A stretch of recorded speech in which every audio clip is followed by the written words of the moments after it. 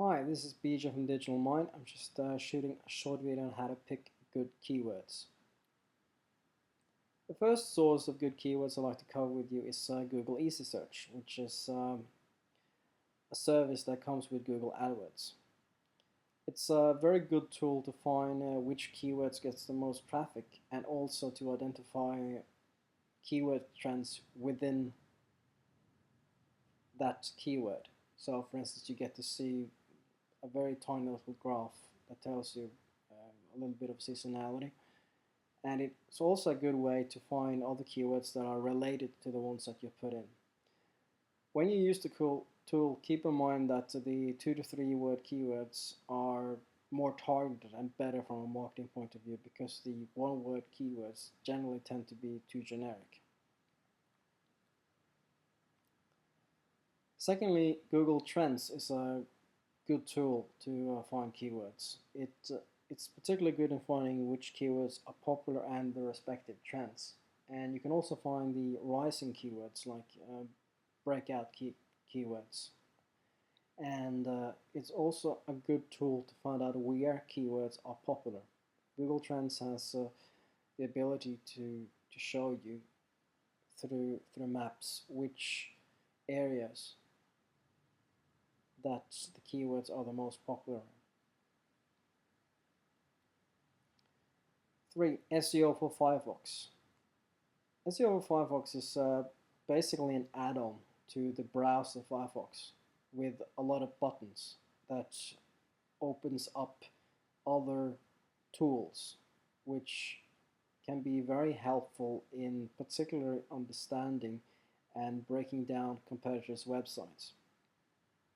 When it comes to keyword research, it can be good in identifying which keywords competitors are using. There is a part of SEO for Firefox that is called SEMrush, and through that tool you just put in the URL of a competitor's website, and then you get to see which organic keywords that website is ranked for and their respective rank on Google.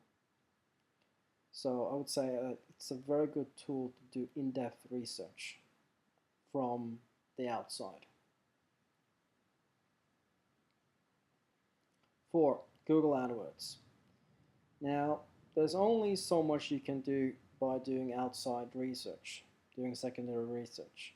So what I generally suggest is to spend a little bit of money on Google AdWords to drive traffic to a landing page or to a website and see which words ends up being the ones that convert, that generates sales, because this again affects which keywords are the best ones to focus your SEO efforts on. For instance, if you have spent the budget that I've outlined in this slide on generating trial traffic to a website, and you find out that 3 or 4 keywords generate sales whereas the rest of them don't, then you'll have better answers in how to direct your SEO spending. 5. Forums. Now, forums are a good place to identify which buzzwords are being used in the market. What's the words that are identifiable that you can just hear if you go past the conversation among someone that are passionately interested in the topic. It's a good place to find out what people are talking about. You can go to a forum online and just look for which topics are generating the most replies, the longest answers, the most activity. Those are generally the problem areas, which I think is the most important thing that you should look for in a forum. The things that are being the most talked about.